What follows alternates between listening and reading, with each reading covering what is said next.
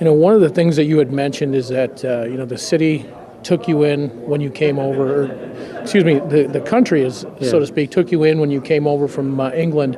How difficult has it been, when you're a young kid moving away from home and living in a whole new country? To be honest with you, for me personally, it wasn't that big a change because I had spent time away from home when I was younger, so it wasn't a huge adjustment. Secondly, coming from London, which is big city, and England, the language barrier wasn't a problem.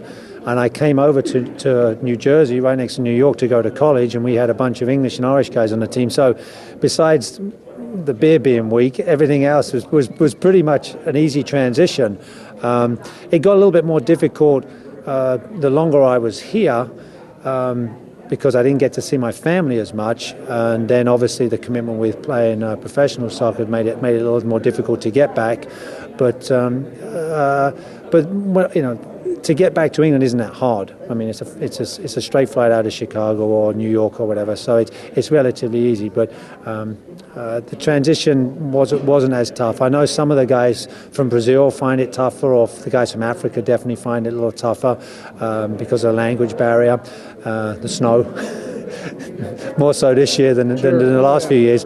But yeah, it's and the game, you're playing a game. You're playing a game that's a world game. So it doesn't really matter whether you're English, Brazilian, Mexican.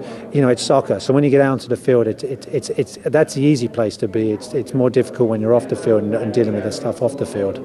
Obviously, in Europe, a long tradition of soccer, of the sport. Here in the United States, especially Milwaukee, we don't have that history. But in the last 15 years since you've been here, the sport has really exploded in the Milwaukee community. And obviously, you played a big part of that. What does that say to you?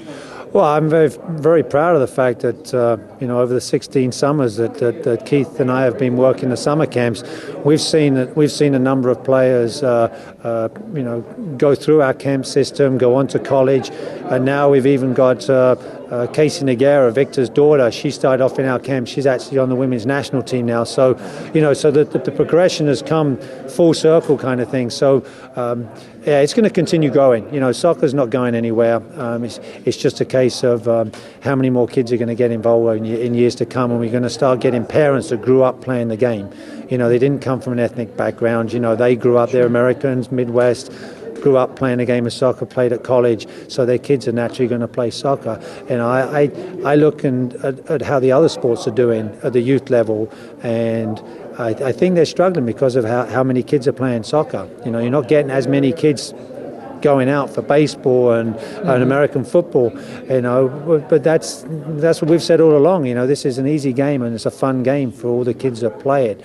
But that doesn't mean that you can't play the other sports. It's just that it's a nice option to have now. Sure. The way all sports are these days, especially professionally, coaches come and go in the blink of an eye. What has it meant to you to have a coach like Keith Tozer the time that he's been here? Well, it's stability. I mean, I like to think that I've reciprocated that by making this my home. I could have quite easily a few years ago, figured, I want to go somewhere warmer or, go to another city. But I think we knew what we had going here in Milwaukee. The city was behind us, the ownership was behind us. The only problem that we had was probably whether the league was stable enough to survive. It would have been a shame if the league had have folded, and then we would, who knows what we would have done then. But we don't have that problem at the moment. The league is pretty stable. We're growing, and Keith's done a tremendous job in putting a quality product out there on the field every year. And now it's less of what I'm doing on the field and more what I can do to teach these younger guys the indoor game, and hopefully I'll continue to do that.